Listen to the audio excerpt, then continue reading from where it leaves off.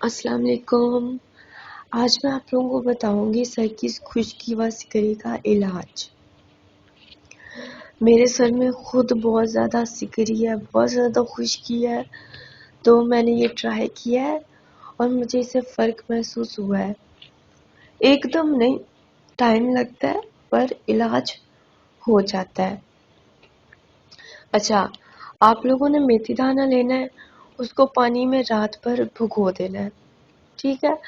صبح اٹھنا ہے، اس کا جو ہے آپ نے پیسٹ بنا لینا ہے۔ پیسٹ بنا کے آپ نے سر پہ لگانا ہے اور 1 گھنٹہ لگا رہنے دینا ہے۔